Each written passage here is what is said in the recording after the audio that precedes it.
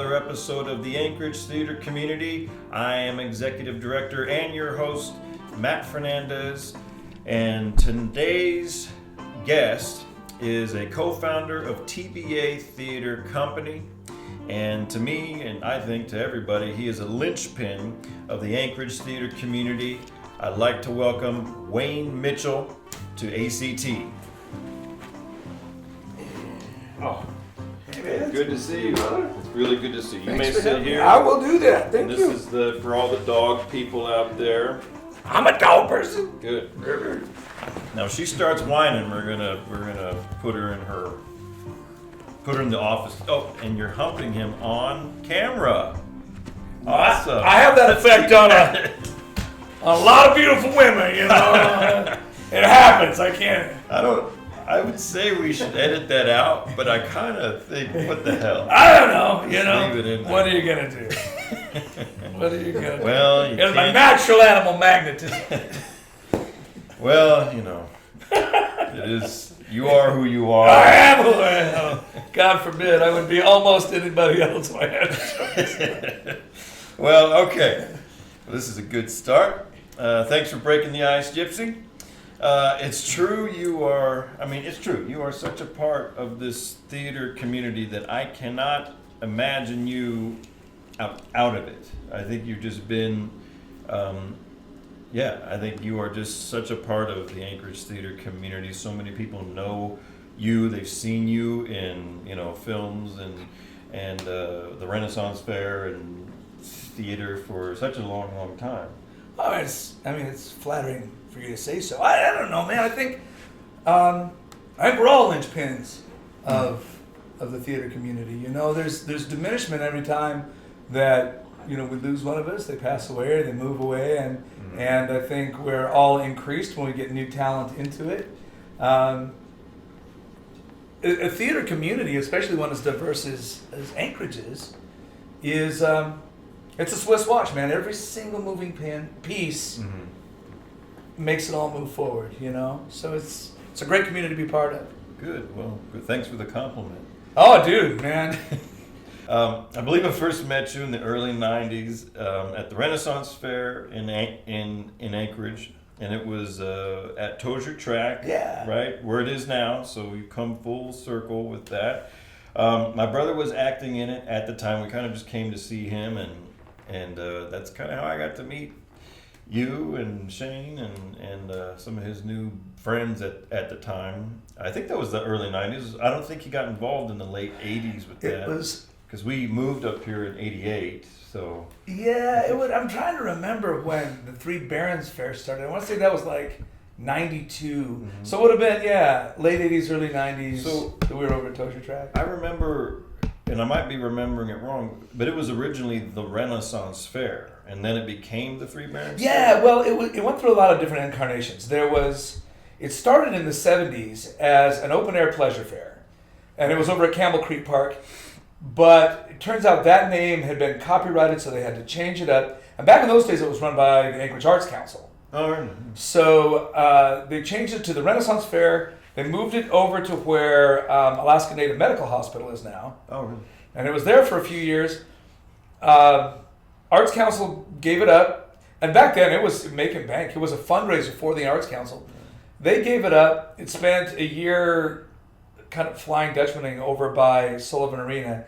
Moved over to Tozier Track and Greater Anchorage Inc. So that was the company that ran for Rendezvous back then. Oh, okay. Picked it up as kind of their summer property, and there were some disputes and discrepancies there. So a few guys decided they wanted to form their own for-profit entity that they called the Three Barons Fair. They moved it up to the hillside. Yeah. And then over time, that stayed a for-profit for a while, and then over time it kind of morphed into a nonprofit, into the shape it's in now. Oh, I didn't know that about the business aspect. Yeah. Of it. So mean of that native hospital to kick you To down. just buy that land. People. Well, and then it happened again. We were back on the lake, and then after we left the hill, oh well. Yeah, it's unfair. It's unjust. Well, I don't know. It's very interesting. It's the L. Ron Hubbard thing. Without change, the sleeper can't awaken. Yeah. So sometimes you can get caught into a theatrical rut Yeah. of this is always the footprint of the fair. This is always and other production companies too, that you go, well, this is the shape of what our season is. This is the way things run. But sometimes some will come from the outside, shake things up, and it sparks tremendous creativity. You get all sorts of good stuff. Yeah, I tell you, I first got involved in '93 in the fair, and that was up on Hilltop Ski. Yeah, right. That was cool. It was beautiful up there. It was a workout. It was like doing CrossFit all day, especially when I was doing the blue court stuff. And up at the top of the hill, right? Somebody had a great idea of, why don't we carry, the women in the harem on these, things, the oh, dude, count yourself lucky. The first year we did it, we were carrying Shane. So, And he was, 400 pounds then. But, yeah, he's trimmed down. No, but yeah, it was a workout for sure. So I got involved in '93. My brother got my little sister Kristen and I involved in it. Yeah. And it was a year after I started at ACT, and we didn't do the blue court. We were a part of the equestrian games. Do you remember the equestrian I remember the equestrian games. That's like one of my great theatrical disaster stories, man. That was. Oh, that's right. You were one of the guys. I was the announcer. Oh, yeah. I was the announcer, and Kristen was handling the horse for, like a squire for Paul Schweigert's character, because each rider represented one of the three courts. Was that Paul Schweiger? It was Paul. It was Paul and Steve Belden, and Steve Belden's wife at the time were the three riders. But man, do you remember that was fraught with disaster? Yeah. I was the MC for that, and it got a little bloody. They called it Belden's Riders, and we started to call it Belden's Walkers, because by the end of the fair, two of the horses were lame. One of the riders had missed and mashed up his hand on the shield. Well, and I had to shoot the horses. If you were well, then we ate them for a Three Barons feast. It was terrific. I've never seen a horse on a spit. I tell you, you haven't. Those were the Wild West days of theater in Anchorage. No, and then took a year off, and then I started back up, and Kristen did too. I don't know if she did 94, but I came back in 95, and I was given the honor of being in the blue court. And Kristen was in the blue court. Well, Kristen, because she was a juggler. Because Mike, your brother Michael, was it was weird because we were so small then that Michael would be like the captain of the guard, and then we would hustle him backstage to the circus where he would do puppets and stuff like that. We couldn't let him be seen because he was the captain of the Blue Guard. Yeah, you would emasculate. And well, you can't be a captain and a puppeteer. That's just a well-known fact. Just ask anyone in the USO. Yeah, really. So, but Kristen could juggle, so we incorporated her into the circus real quick. Oh yeah, now she's the Baroness, right? Yeah. So she got promoted. Well, it's so funny. I remember during that time, she would bring home these juggling pins. She would have a unicycle at home, do all kinds of crazy stuff. I'm glad you guys pulled her away from watching Aladdin for an entire summer straight and eating Twizzlers, which she did one summer. It was good. That's a good summer. Imagine how she'd be now. Those days don't come back. Yeah, but I don't think she'd be into CrossFit as much. She was doing the Twizzler of Aladdin. Yeah, but so I'm curious though, like the blue court is basically like the court of Moors, right? Right. Yeah. So whose idea was that? How did that get started? I kind of have a theory that it was Robin Hood, Prince of Thieves. No, predated that. Oh, it did? Okay. Yeah. We because we started doing the fair back in I don't know, probably the mid '80s. Mm-hmm. And, as you mentioned before, long before it was Three Barons Fair. And when we were kids going to the fair, there was a rivalry between the Scots and it was a Queen Elizabeth theme. And so the Scottish club here in Anchorage would set up a Mary Queen of Scots, and they would have this rivalry and steal each other's throne, both physically and metaphorically. And it was lots of fun. We loved it. But when we started to do the fair, the Scottish club didn't bring a Queen Mary for a number of years. And my brother Shane was going, well, we feel the lack of the rivalry in terms of the pageantry of the whole fair. And we had just read El Cid in college. So we watched the movie, the Charlton Heston movie, and we went, well, the natural rival of, it's the wrong period, but this Christian Middle Eastern rivalry. And this is before we were at war anywhere in the Middle East. Russians were still a bad guy, so, who knew then? And so we said, well, we'll show up as this Moorish delegation. And conflict will arise. And it just stayed that way. And so when they developed the Three Barons Fair, they just made one of them a court of essentially the Arabian Nights. Over time, there's been different emphasis on the fair, but I kind of divide those three courts almost literarily. That the Red Court has this kind of romantic Shakespeare Italian, Romeo and Juliet kind of thing, and the Blue Court is very much Tales of the Arabian Nights. That's very cool. I think when I came to that early Renaissance fair, and you guys probably still have that same wood board that explains, We do. I'm sure it's been touched up over the years. It's probably older than half the people that watch this. But yeah, I read about all that stuff. That was very, very cool. So at the fair, and we won't spend the whole time talking about the fair, but it's very interesting actually. You performed in, or are still performing in, what's called the Circus of the Damned. And what is your character's name again? Akbar al-Qadir, King of Desert Show. And it's been how long has it been that name? Since for decades? Yeah, decades. Okay. Yeah. And so it's basically a spoofed circus. Well, when we started it, we meant to. You meant it to be a real circus. We did. But nobody could do anything. The arts, yes, precisely. The Arts Council had graciously given us this space to be this performing group, and we thought, well, we should do something in return apart from just being walk around characters. Maybe we should do a show. So we decided we're going to do this puppet show of Ali Baba and the 40 Thieves. And it sucked. It was so bad. I made those puppets, and every year I take them out just to keep myself humble. It was freaking horrible. And so somebody made the comment that this is like a circus of the damned. And it just stuck. And, that's great. And that's a great name. And so through our success via ineptitude, and it was hugely popular. People, the fair must have been terrible back in the years because people were just stampeding to see this thing. And we're like, whoa. And maybe it was like a public execution. Well, they were there to watch the train wreck. Cocaine was an issue in the 80s. It might have been. So anyway, but we discovered that ineptitude was our key to success. And so we started to build the show to be bad. We would get people like Kristen, that was actually a very gifted juggler, but Robert Hayes has been our juggler for years and years, the musician. Oh yeah, he's terrific. Incredible. But we would kind of undermine them. And we've had great success with it over the years. It's been a lot of fun. Yeah, it's very fun. The puppet show and a lot of the same folks have just still been doing it. Still doing it, yep. And, Aaron Mitchell is kind of like your co-host or whatever. Yeah, and that kind of came about because my brother Shane was...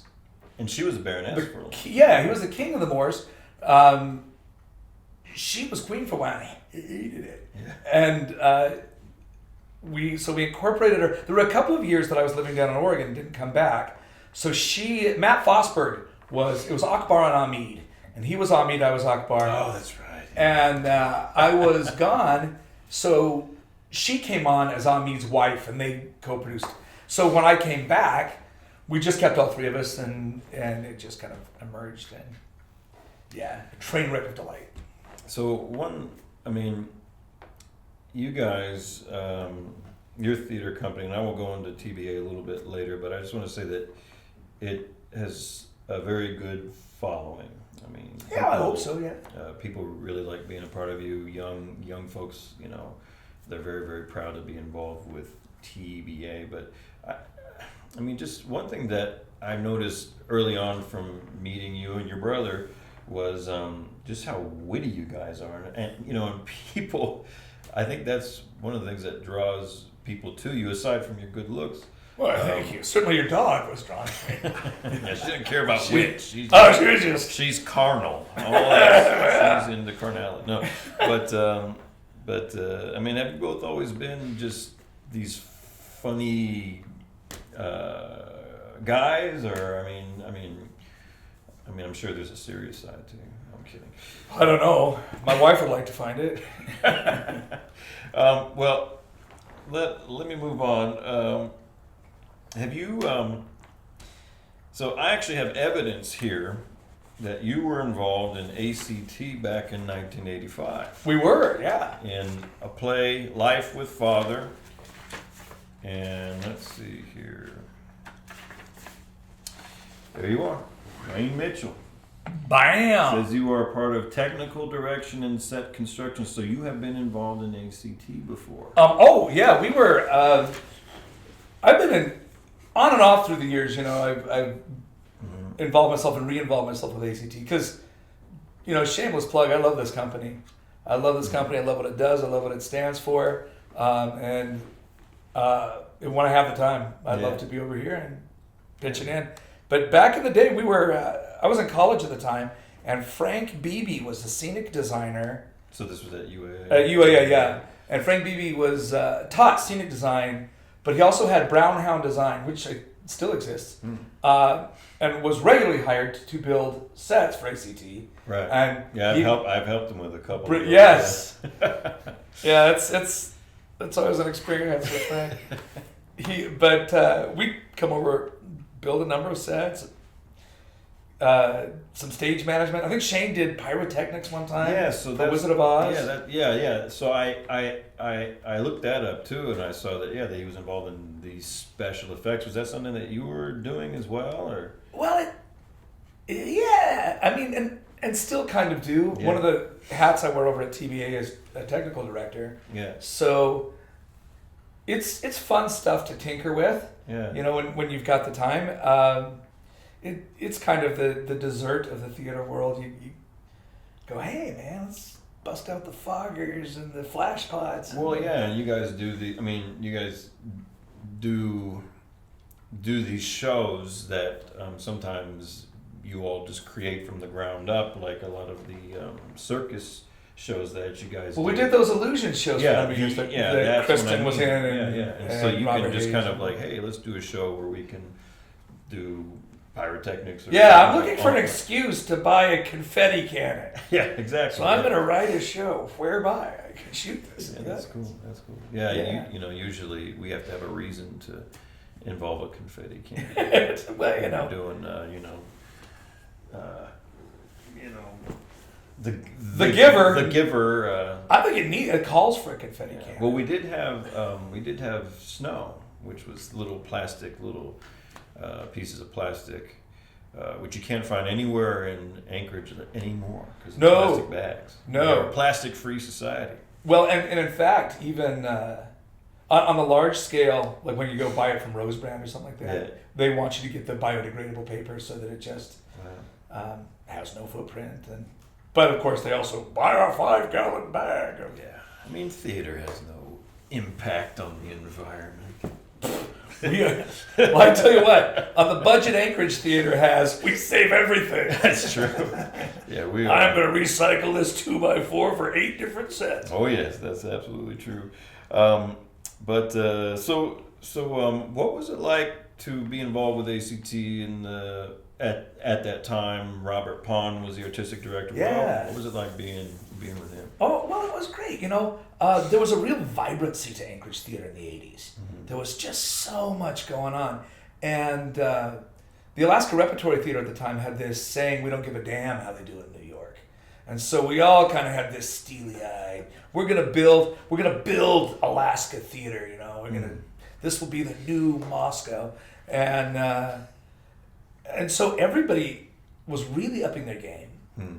And Bob was visionary and irascible. So it was like, okay, good combination. Bob, I'm trying to get this. I'm trying to figure it out. And he would work you hard, but he would get great results. Yeah. We had all kinds of interesting things happen back then. Yeah, I'm directing Best Christmas Pageant right now, which is Yeah. something Bob directed about 3 times, I think, and you know, I can get pretty firm with you know, the actors, the kids, and you know, and stuff, and if one of them, you know, kind of, you know, feels like, what are you, you know, why are you being so hard on me or whatever, I think, oh please, like, dude, I was here in the Bob Pond days. You're not here till 2 in the morning, yeah, okay? we're talking. Yeah, I let you out at 8 so you can go to school. You know, yeah. I mean, yeah, late. You know, late nights. I mean, you know, Bob had a great heart, but you know, I mean, these guys were scary back then. Well, he was exacting. Or no, not Frank Hart. Oh, Frank Beebe. Beebe. I still work with Frank Beebe from time to And time. he's still scared. Oh, well, maybe a little. I don't know. He just directed Julius Caesar for us. He doesn't direct a lot, but interestingly enough, my wife and I got together in a play that Frank was directing a number of years ago, and I don't think he directed anything from 2003, from when we met till Julius Caesar just now, and working with him, I was going. I just watched a Leonardo da Vinci. Gone to a display at the Denver Museum of Leonardo da Vinci, and I went,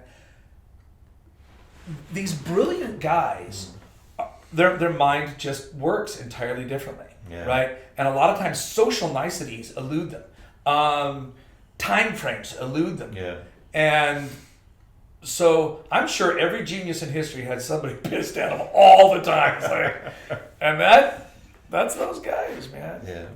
But ultimately, the product is worth it. Yeah, I actually auditioned back in 2001 for when Frank did Julius Caesar at UAA. Right. And I got the part of Mark Antony, and I turned him down to be in Honk because I auditioned for 2 things at one time. And I remember someone said, yeah, Frank commented he turned down Shakespeare to be a duck or whatever. And I still Honk was a hilarious show, though. That was a good show. Yeah, I still wish I could have done it. But when I heard that they did it again, or that TBA was, you know, had done it with Frank again, I was like, oh, that's kind of. Well, I ended up in that production as well as Mark Antony, oddly enough. Oh, really? They had produced it here locally, and they were signed up for the American College Theater Festival as like an alternate, like second alternate. Okay. And the first nominee couldn't go, second nominee couldn't go, and the cast had already accepted all these other roles. Brett Bateman, I think, had been Mark Antony, who's now living in New York and acting. And so Frank says, well, you know, I've got 2 weeks to get this show back up. We come in and do Mark Antony, and I did. Had a great time.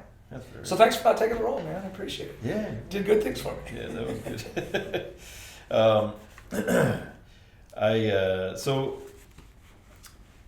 Well, one quick question. Going back to 1985, you had mentioned there was a lot going on in the theater at that time. What other companies were there out there? I've seen that ATY was doing stuff. Was there a company called Synergy? Synergy, yeah. Yeah. ATY was just fledgling. In the early 80s, it was formed, I want to say, like in 82. John Goldring had started that up actually as an educational outreach program to McLaughlin Youth Facility. Oh, nice. And it kind of, from there, and it was working, I think, through East High School. The kids at McLaughlin would write a play, kids at East would present the play. Very cool. And from there, it kind of grew legs and became, you know, a different entity and into the company that exists now. So it was fairly young at the time. There was a dinner theater called Synergy that's over opposite the museum. Okay. And there was a dinner theater opposite them. And Synergy wasn't always dinner theater. It was back and forth. But it was a small professional house, regional professional. Opposite them was the Red Ram Motor Lodge had a dinner theater. And it was kind of like 49th Street. You know, it was a venue, but it also had kind of a resident company. And they did nationally produced stuff. Frank Beebe designed a set there of K2 that won national awards. Right, and that's the I was going through some play bills and I found that Synergy K2. So yeah, he actually won some awards. Oh yeah, it was major. That's very cool. So, Scene Machine was a precursor to Scared Scriptless back then. It was Vicki Russell, Sharon Harrison, David Haynes, who you interviewed. They were all part of that back in the day. The Rep was still around. The Alaska Repertory Theater, which was a full equity house, was around in the 90s. ACT, has been a mainstay of Anchorage theater since Anchorage had theater. Yeah. Then there was a kind of a splinter group off of, I think, ACT, Theater Guild, that was around for a while. Right, I've heard of them too. So there was a lot happening. Of course, the university theater department has always been active, at least since the mid-'70s. So let's go back to your beginning here. Yeah. I'm very curious. My beginning, well, when two people love each other very much. Yes. Even further back. Oh, my goodness. So how did you get started in all of this acting stuff? I mean, was this something that from a child on your parents? Yeah, well, no, not my parents. Oh my gosh, my parents were like, my dad was a forest ranger and he was very much farmer, rancher, stock. And it's, well, this is fine for a hobby, but how are you going to make your money? Mm-hmm. He was always kind of that way. But I'm still asking myself this thing. I am too. And what you do is marry a really smart woman who's rich and take good care of you. She's I got you. She's probably gonna watch this, and I'm gonna have some explaining to do. Well, you're gonna have to explain a lot of things to people after this goes up. I'm sure. So I was in 8th grade actually, and a friend of mine, my brother Shane, had done like 1/4 of drama in 7th grade. He was like, I'm kind of interested in this stuff. And so in 8th grade, literally, I was going to try out for track, or was the auditions for this play. And a friend of mine says, come audition for this play. I was like, I don't know. Do dudes do theaters? I don't know. And, but as luck would have it, I turned my ankle and couldn't go to track tryouts. So I thought, well, I'm after school anyway. I'm going to stick my head in to see what this audition process is about. And I was watching in the back with no intention of auditioning. And watching all these 8th grade kids, 7th grade kids, and going, why aren't they pretending to be somebody else? Why don't they change their voice? Why don't they change their body? This seems so obvious to me. And so I thought, well, I'm just going to go up, and maybe people see me try a different voice, maybe, So I get worst kind of hubris, I guess, but 13-year-old. So I went up and did it, and never stepped back down. The teacher had me read for every single scene after that, and I got cast, and off it went, and I never really thought of doing anything else. That's interesting. That's something that I've noticed is that, a kid seeing an audition could almost just hook them. You know what I mean? When they see that. I mean, I've seen it happen before. The little brother or sister will go watch the other brother and sister try out for the show, and they're like, they get called up, and then they get the part or whatever. Well, let me tell you a story of a young teenage boy who came to a Renaissance fair to watch his brother perform. And later in life, he became an executive director. It's insidious, you see. Yeah. Oh, man. That's not the real reason. Okay. That's not the real reason, okay. So, you've done some films as well? I have, yeah. I've seen... I knew that you were in this, but I think I was actually in another state. I was watching TV at a hotel room or something, and one of the Chad Carpenter comedies came on with you and I think it was Moose. Cool, Moose, yeah. And you and Shane was in that. Yep. You and Shane was in it. Had actually played twins in that. Clips. Yeah, jeez. Yeah, I really had to fight for that role. But how'd you guys get involved with Chad Carpenter films? Well, I've been doing, back, 8-10 years ago, there was that tax incentive up here. So there was a lot of film going on. And so I got cast in a couple of those Hollywood films there. And Shane and I had done a little bit of film out of state as extras and that kind of stuff. So, a little... So we had done those films, tax incentive went away, et cetera, but Chad had got this bug that he wanted to make movies. And I knew Chad slightly. He used to actually, speaking of Ren Fair, he would set up a booth there. And many of his old Tundra comics of the day have a Ren Fair theme, you know? Oh, yeah. There's a flamingo at a Ren Fair. And he would also worked security at the center for the arts. And so I would go in there for rehearsals and stuff and sign in, and he would be drawing those precursors to Tundra before Tundra ever took off. So I knew him vaguely, and I knew him through some friends, and literally just saw the audition and went, let's go. You know, Chad Carpenter's making a movie. Let's go see what that's about. And auditioned for it. And at the time, it had already been written as a graphic novel. And Shane and I's characters were very much incidental. But we walked into the film and we got screwing around and being ourselves. And they decided to cast us and then magnify those roles. And so they started to put us throughout the film, and which of course we were delighted by. So then when Sudsy Slim came along, we were cast in that as well. And oh, that's right. Yeah, looking forward to the next project. He's, I guess, got one in the pipes. It's cool. pre-production right now. Cool. Yeah, I'm gonna try to audition for more film stuff too. Sounds interesting. Well, and to be honest, the time commitment is not as well, at least for some of these films that I've done here.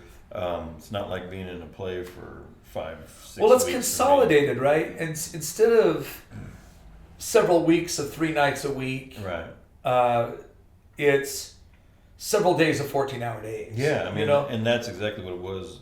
So if you can clear a week, you can. Yeah. And then that lasts for all time, right? You can always go back and have that. Yeah. And it's pretty satisfying. A film audience, it's like you say, you're not paying attention. You're just watching whatever's on TV, and you can continue to have that film audience. When a play closes, it closes. Yeah. And you've lost. So there's a lot of beauty to both of them, but film is rewarding. Did you find acting for the camera was a difficult adjustment? Oh yeah. Yeah, for me too. Yeah. I remember during the auditions for this one film that I did with Levi Taylor, yeah. Taylor, which is a great film, by the way. Who enjoyed that. Thank you. And I haven't even seen him before doing that film. I hadn't seen him since I was in an ATY show back as when kids. Clayton and Sarah were there, and we did The Hidden Annex, and Frank, and that was like in '96. Yeah. And so we kind of heard of each other, as the years went by. Like, oh, he's doing film, cool. Matt's doing theater stuff, cool. And then we finally reconnected to do this film. And I was really glad that he got in touch with me about this, because it was a cool role. It was fun, but yeah, it was 3 days of just all night doing this, this thing, and it was convenient, even though it was hard work. Right. Yeah. It's interesting. No, acting for film, I keep getting told, quit acting. Yeah. Because even like in life, I'm loud, and my wife is, honey, I'm in the car with you. You don't have to use the stage voice. So I can imagine. Yeah. It's kind of like painting and photography. They're both visual mediums. They're both a visual art, but they're quite different. Acting for the stage and acting for the film.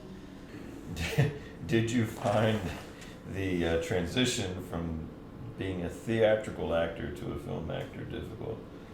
Oh yeah. I mean, for one, you get in the mode that you're acting. You feel like you have to project, Yeah. And the sound guy is always like, okay, let's get a limiter on Wayne's mic. And there's also a lot of film acting that isn't really acting. It's almost acting in your head. Right. That if you think a thing, it shows in your eyes. You don't have to act with a capital A, right? It's internalized, and the camera is helping you out with that. And if you get much bigger than that, it looks really false. Right. Stage is just the opposite. If you were to act that subtly on stage, there's no way that an audience 10 feet away would have any idea what's going on there. So yeah, it's very different. Both very enjoyable, but very different. So you went to UAA, you did theater at UAA. I did. You've had training there under who? Michael Hood was the chairman of the department, and mentioned Frank Beebe for technical stuff, Leroy Clark, and they were my two big acting mentors, were Leroy and Michael.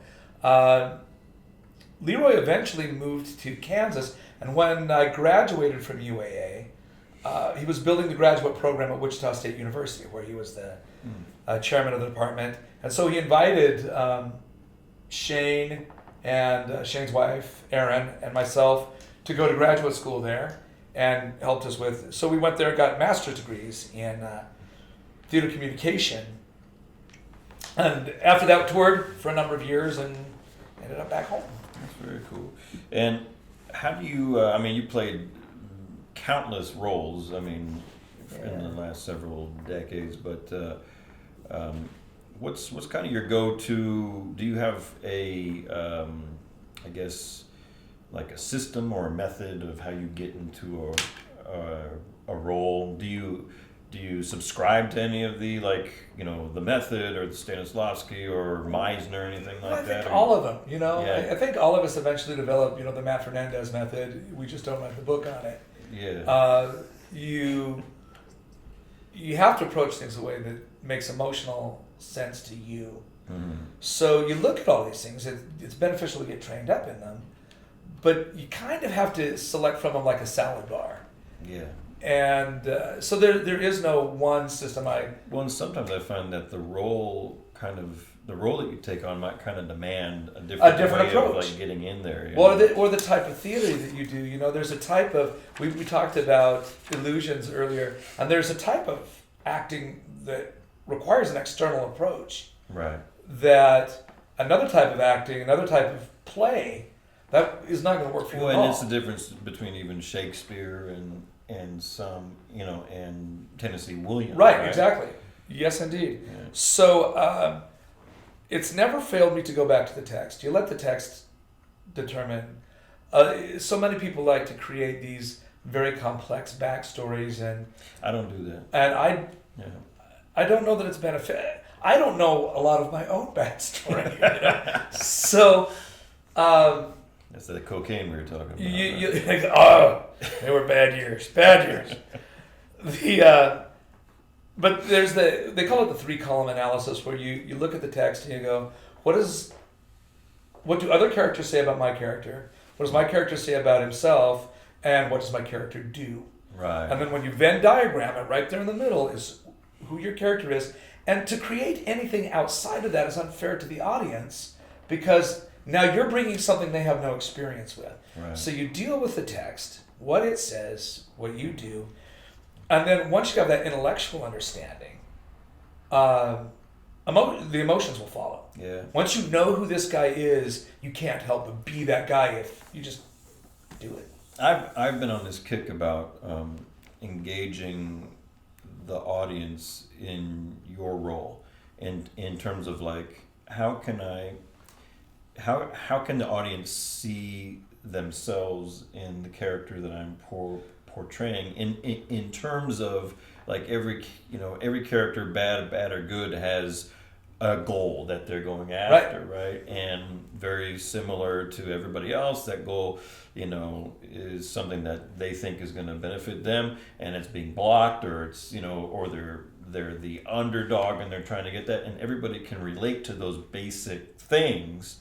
And because as an audience member, frankly, a lot when I go see shows and stuff, I feel kind of left out sometimes, almost like I've seen actors really draw me in, because, and I found that factor was because I see a bit of myself in that character, what they're going after, what they need. But if I just see an actor thinking that they're so great and they're just performing, sometimes.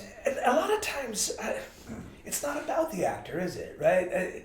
It's difficult because to do this business, I think there's a certain degree of narcissism and ego that has to go with it to overcome your natural stage fright and all of these other things.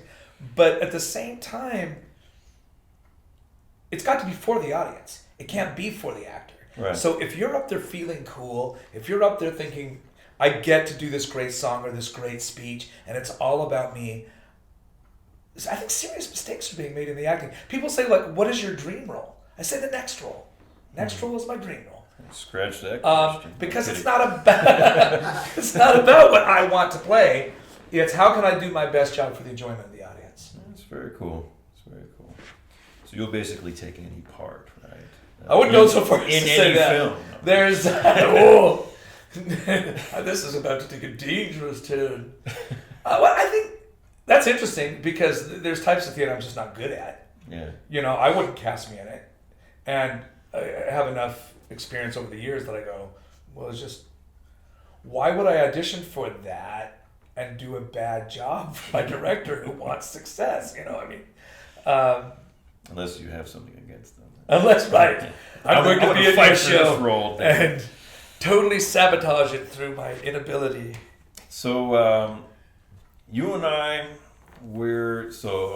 back when I'm a teenager, my brother's still very much involved in a lot of theater with you guys, mostly the Renaissance Fair, and he has a myriad of really funny stories that you guys have done to him, pranks. We used to have the greatest times. Yeah, I miss Mike. One story that he told me is when he was living down in the condos off of Folker and Tudor, and this was back when he was a hotshot bar tender and everything like that, you know. And he came home late from, you know, closing up the bar, opens his door and takes a step in, and poof, his entire condo was filled with unfolded boxes from floor to ceiling. Were you involved in that? I have no specific memory of it. Okay. I wouldn't sell. I wouldn't, you know, say. Luckily, I believe it was a summer night, but he did spend. He said it took him 3 hours to unfold each box just to get to his bedroom. Like it actually went up the stairs. There were days back then. It was great times. We played this game called Assassins. Yes, that's I was getting to that. I'm surprised that couldn't happen today. Oh no! Oh my gosh! Oh my word! So if you're not aware, lovely viewers, what Assassins is you put names in a hat, and everybody puts in a few bucks, right? So it's kind of a betting pool, and you take the name out of the hat, and you decide on the weapons, like Nerf guns and squirt guns, and what can kill somebody, and then you just go around town assassinating each other. And when you assassinate somebody, you take their name till there's one last person standing, and then you get the pot. And a lot of times it was very public. Oh, assassination. And if I see you put money in the pot, I think it was like $1, you know? The big money was going to be $30 or something like this. And I remember one time, I think it was like Red Robin or something, but everybody, like half the table was in there. Oh, man. And so now everybody's packing Nerf guns everywhere they go, and foam shurikens and all this stuff. And oh my God. Shane came in for some real thing, you know, and he was quite serious. And so he comes in, and everybody's like standing up and reaching under the coat, reaching under the table. I can't imagine. Holy cow, can you? Oh no, But Michael, he loved his car. Oh no. And Shane took an The exhaust MR3 whistle. or Yeah. The MR2 or whatever. Shane took an exhaust whistle, which is kind of an old-timey prank, but I don't know if you can still have them around. But the thing is you clip it into the exhaust pipe, and then it goes as the exhaust comes out, right? And you can't really hear it except like traffic lights. And to Shane, this was the car bomb that was going to kill your brother. Michael didn't treat it that way. Michael took his car to a garage and was charged $100 to be told. So even if he won, he'd still be $70 in the hole. To be told that, whoo, he was not happy at all. So I was a little young to be involved in some of those shenanigans, but I remember in high school doing the Ren Fair with you guys. I was a part of a cult that you guys started.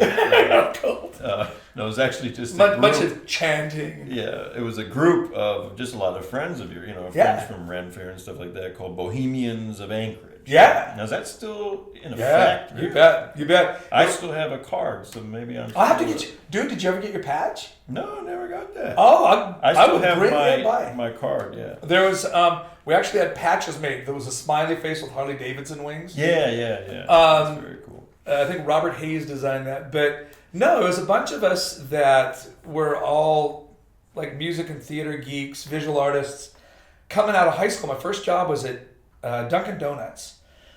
And this girl that I worked there with lived with like her dad down south in the summers and with her mom up here in the winters or something. I don't know, but she was lamenting that there wasn't like an arts scene. And I said, "Oh no, man! There's me and my friends hang out, and she goes, "Really? Bohemians in Anchorage?" We went. So we decided. Originally, we thought we'd be like a street gang.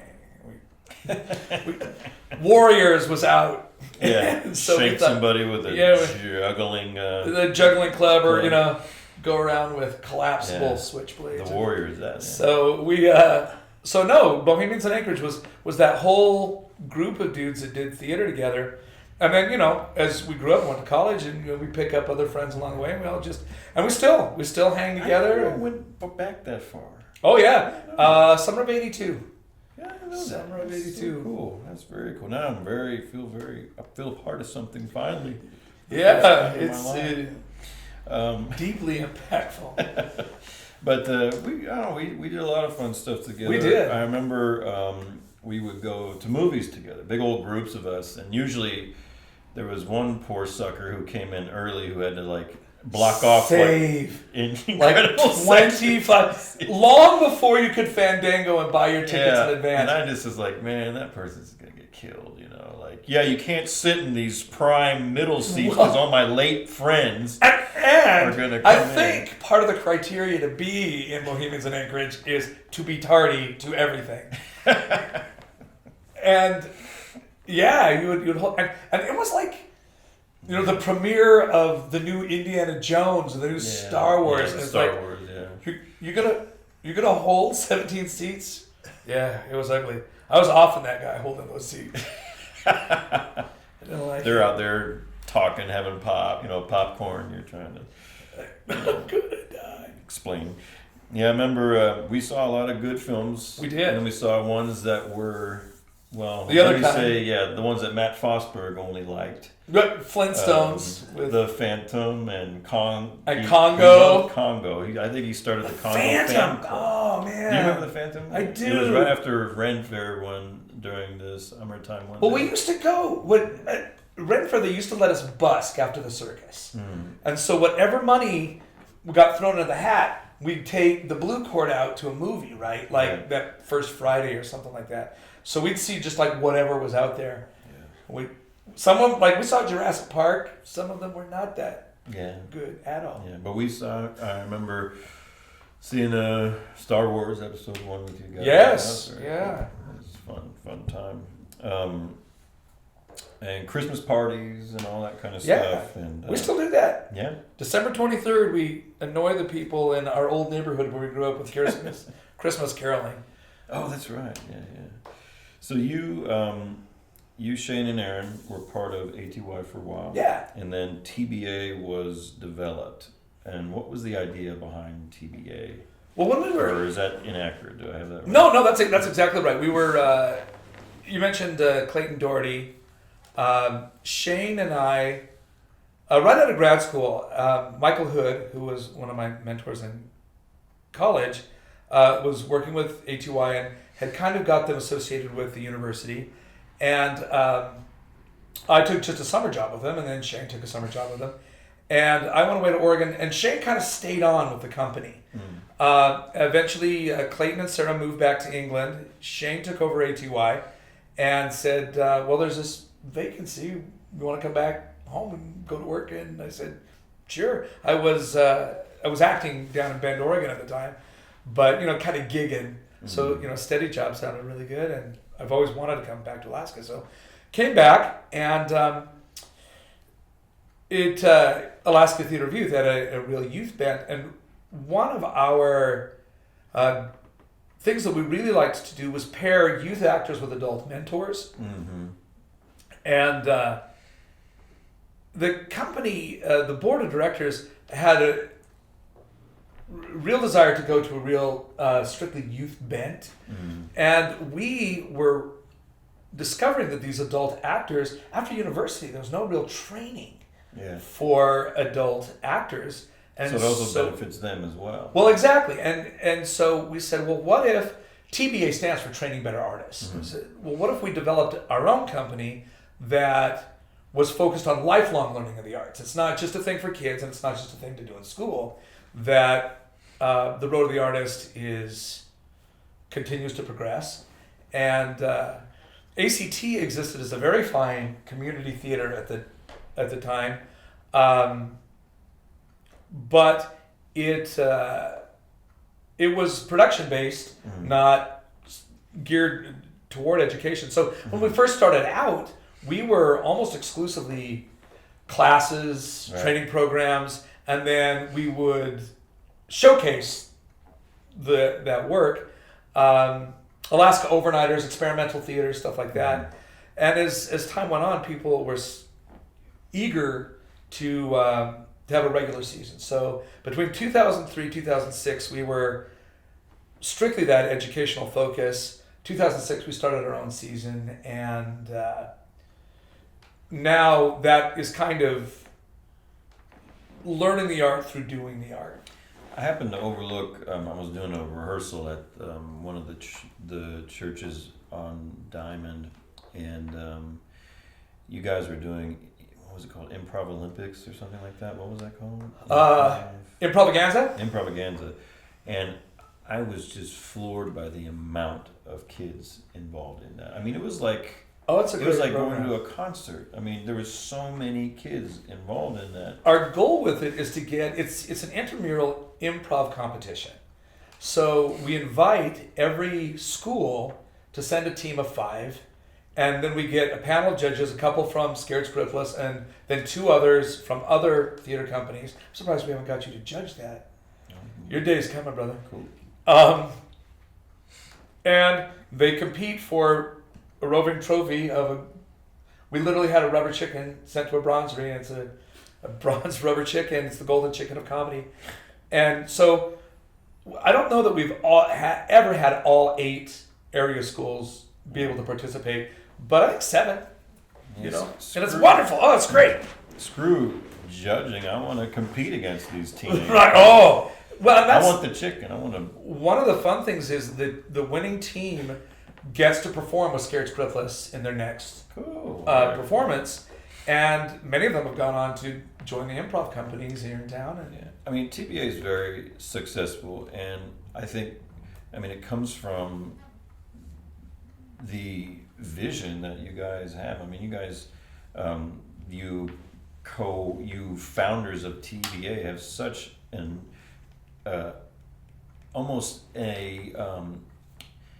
an immovable vision of what is possible theater-wise. I mean, getting the schools involved in that. I mean, it's just, you guys have a lot of faith in yourselves, I think. It's I think we got a lot of faith in our community. There's no way. There's a great quote I learned years ago, said, if you can do it yourself, you're not dreaming big enough. Mm. And so our vision is, how many people can we get doing this with us? How big can we grow an audience, and how much can we educate them? How many people can we get on stage or backstage?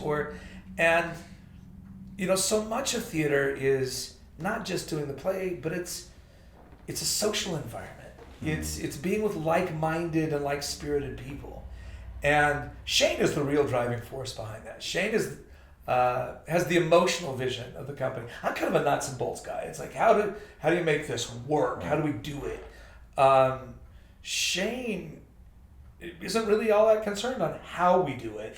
He's concerned that we do it. That's the way I am. And that, And yeah, the rest of us. And I laugh because I know what that does to. Well, it's funny. It's like our marketing director is Shane's policy is scholarships for all. So okay, at some point we gotta keep the lights on, man. But just the enormous heart of that guy, man, and the creative vision, and then his wife Erin is tireless. My wife Dana is tireless. Megan Plato, our marketing director. It just and the company just grows and grows, and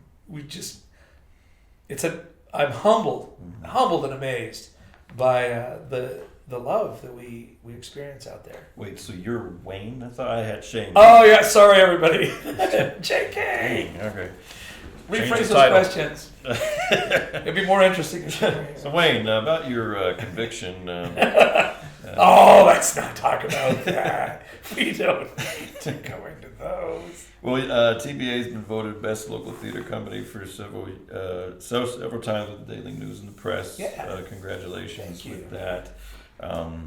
As has ACT. I'm looking at awards even now. Yeah. Thank you. Yeah. We are. It's a great company. Yeah. We want to. I don't know. We want to get out there more. You know what I mean? I mean, we have such a history in local theater, and it's sad to me that a lot of people don't know that. Like people who've lived in Anchorage for a long time, and even people who are new to Anchorage. I just feel like they should know about. Do you find that people out there that don't know Anchorage Community Theater? Oh yeah. Really? Oh yeah. I've had people walk through this door and be like, "I had no idea you guys were here." I'm like, "Well, when did you move here?"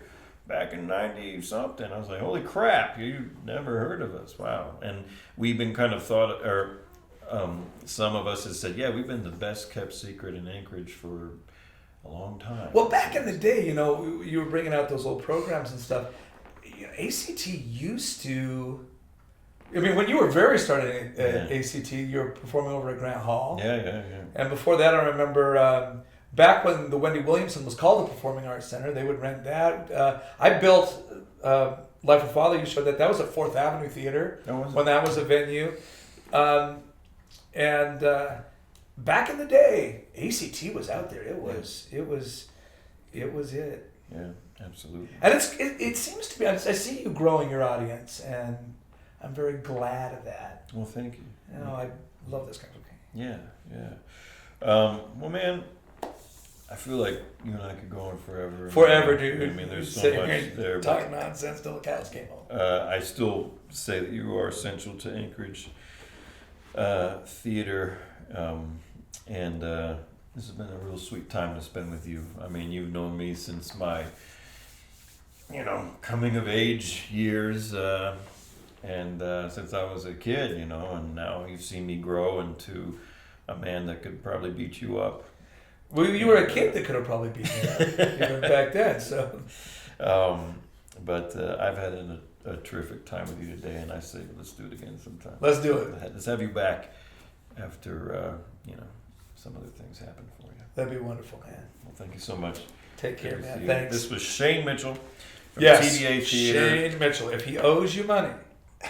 I have been Shane Mitchell. If he assassinates you with a paintball gun, just be aware. That's where it came from. Yeah, that's who it came from. All right, thank you so much. I used to do lots with ACT. ACT used to partner with UAA, and we would do student-directed one-acts. Yeah. And 166 over there, and what was then Building K, now the Professional Studies Building, the amphitheater, and that was awesome. And of course, I did Killer Angels that Mike Faust directed. Yeah, that was so good. That was such a fun show. Directed Pump Boys and Dinettes here a few years ago. Yeah, so I was going to say, when Bill Cotton was running things here, I was out of town, but I going back, I was like, gosh, told Mom, I was like, I had no idea how involved Shane, Wayne, and Aaron were, and she said, oh yeah, they, the Pump Boys and Dinettes and Proof and stuff like that, that I saw a lot of folks in. Let's see, did Aaron direct Steel Magnolias? Or did Megan direct Steel Magnolias? It was, oh gosh, that's a good question. But Aaron directed Little Women over here. Yeah. Shane wrote Christmas on the Yukon for ACT. Yeah. We got to do something again. I'd love to. Like some ideas. I'd love to. I want to thank all of you for watching this episode of the Anchorage Theater Community. I'd like to give some time to thank those who have sponsored ACT and thusly sponsored this show: the Atwood Foundation, the Alaska State Council on the Arts, the Block Foundation, Wells Fargo, ConocoPhillips, the Municipality of Anchorage, and First National Bank of Alaska, and of course, all of you individuals who support ACT and have supported ACT throughout the years. Come see our upcoming show, The Best Christmas Pageant Ever, here at the ACT Studio Theater on November 28th. That is the day after Thanksgiving. We're opening Thanksgiving weekend and running all the way until December 22nd. And see some other theater, of course. You stay here. She's camera shy. TBA is putting up It's a Wonderful Life on December 7th at Grant Hall, and keep an eye out for ATY's production of Stuart Little. And I will see you guys next time. I don't know who we'll have on the chair or the couch or the chaise lounge or the stage again, but I will let you know as soon as I do. Thanks and have a good day. Great.